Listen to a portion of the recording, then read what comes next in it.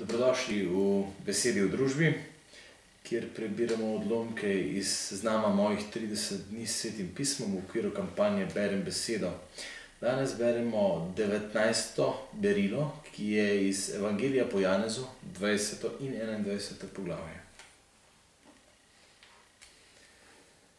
Prvi dan tedna je prišla Marija Magdalena navsezgodaj, še v temi k grobu in je videla, da je kamen odstranjen od groba.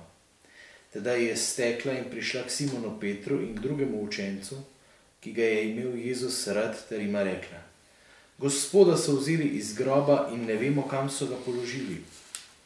Peter in oni drugi učenec sta šla ven in se odpravila k grobu. Skupaj sta tekla, vendar je drugi učenec Peter prehitel in prvi prišel k grobu. Sklonil se je in videl povoje, ki so ležali tam, vendar ni vstopil. Tedaj je prišel tudi Simon Peter, ki je šel za njim in stopil v grob. Videl je povoje, ki so ležali tam, in prtič, ki je bil na Jezusovi glavi, vendar ni ležal s povoji, temveč posebej zvit na drugem mestu. Tedaj je vstopil tudi oni drugi učenec, ki je prvi prišel k grobu, in videl je in veroval. Nista še namreč umevala pisma, da mora vstati od mrtvih. Nato sta se učenca vrnila domov. Marija pa je stala zunaj pred grobom in jokala. Med jokom se je sklonila v grob in zagledala dva angela v belih oblačilih. Sedela sta eden pri vzglavju in eden pri vznožju, kjer je bilo položeno Jezusovo telo.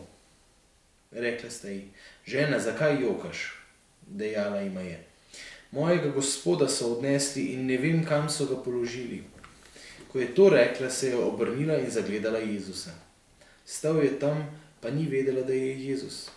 Jezus ji je rekel: Žena, zakaj jogaš? Koga iščeš? Mislila je, da je vrtnar, in mu rekla: Gospod, če si ga ti odnesel, mi povej, kam si ga položil, in ga bom jaz odnesla. Jezus ji je dejal: Marija. Ona se je obrnila in po hebrejsko rekla: Raboni, kar pomeni učitelj. Jezus ji je rekel: Ne oklepaj se me, kajti nisem še šel gor k očetu, pojdi pa k mojim bratom in jim povej: Odhajam gor k svojemu očetu in vašemu očetu, k svojemu Bogu in vašemu Bogu. Marija Magdalena je šla in učencem sporočila: Gospoda sem videla in to, kar ji je povedal. Pod noč tistega dne, prvega v tednu, ko so bila tam, kjer so se učenci zadrževali, vrata iz strahu pred Judi zaklenjena, je prišel Jezus, stopil mednje in jim rekel: Mir vam bodi. In ko je to rekel, jim je pokazal roke in stran. Učenci so se razveselili, ko so videli Gospoda. Tedaj jim je Jezus spet rekel: Mir vam bodi. Kakor je Oče mene poslal, tudi jaz vas pošiljam. In ko je to izrekel, je dihnil vanje in jim dejal: Prejmite Svetega Duha, katerim grehe odpustite, so jim odpuščeni, katerim jih zadržite, so jim zadržani. Tomaža, enega izmed 12, ki se je imenoval Dvojček, pa ni bilo med njimi, ko je prišel Jezus. Drugi učenci so mu torej pripovedovali: Gospoda smo videli.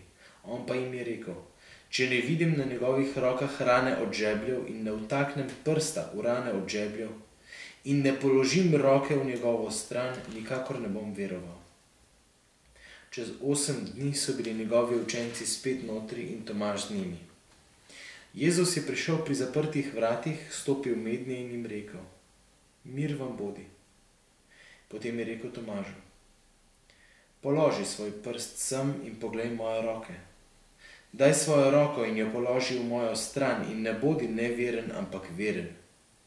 Tomaž mu je odgovoril in rekel: Moj Gospod in moj Bog. Jezus mu je rekel: Ker si me videl, veruješ. Blagor tistim, ki niso videli, pa so začeli verovati. Jezus je v pričo svojih učencev storil še veliko drugih znamenj, ki niso zapisana v tej knjigi. Ta pa so zapisana, da bi vi verovali, da je Jezus Mesija, Božji sin, in da bi s tem, da verujete, imeli življenje v njegovem imenu. Potem se je Jezus spet razodel učencem pri Tiberijskem jezeru. Razodel pa se je takole: Simon Peter, Tomaž, ki se imenuje Dvojček, Natanael iz Galilejske Kane, Zebedejeva sinova in dva druga izmed njegovih učencev so bili skupaj. Simon Peter jim je rekel: ribe grem lovit. Dejali so mu: tudi mi gremo s teboj. Odšli so in stopili v čoln, toda tisto noč niso nič ujeli. Ko se je že zdanilo, je Jezus stal na bregu, vendar učenci niso vedeli, da je Jezus. Jezus jim je rekel: otroci, imate kaj hrane? Odgovorili so mu: nič. Tedaj jim je rekel: vrzite mrežo na desno stran čolna in boste našli. Vrgli so jo, pa je zaradi obilice rib niso mogli več izvleči. Tisti učenec, ki ga je Jezus ljubil, je rekel Petru: Gospod je. Ko je Simon Peter slišal, da je Gospod, si je opasal vrhnje oblačilo, ker je bil gol in se vrgel v jezero. Drugi učenci so pripluli s čolnom in privlekli mrežo z ribami. Niso bili namreč daleč od brega, le kakih 200 komolcev. Ko so stopili na kopno, so na tleh zagledali žerjavico in na njej ribo ter kruh. Jezus jim je rekel: prinesite ribe, ki ste jih pravkar ujeli.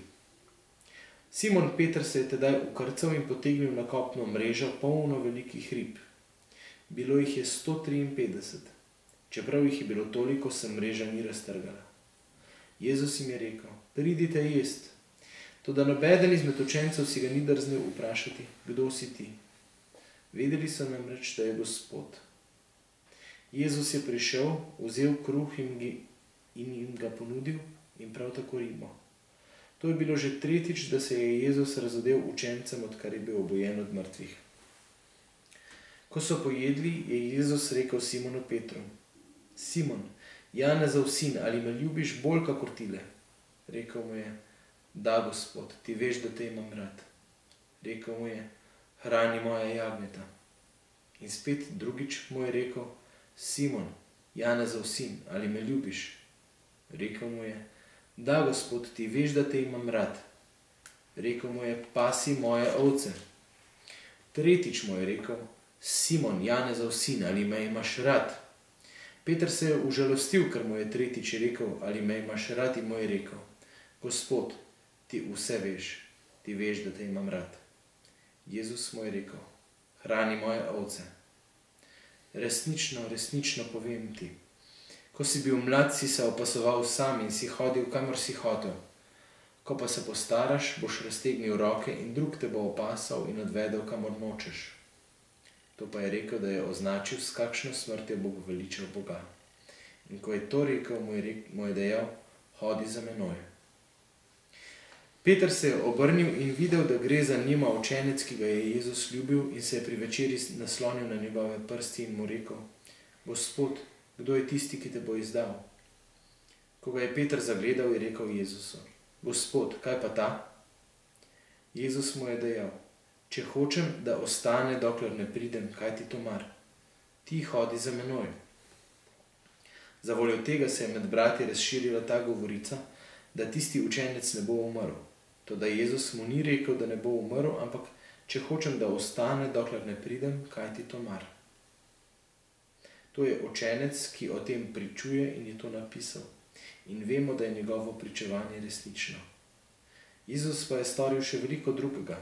Če bi to popisali eno za drugim, mislim, da ves svet ne bi mogel obseči knjig, ki bi bile napisane.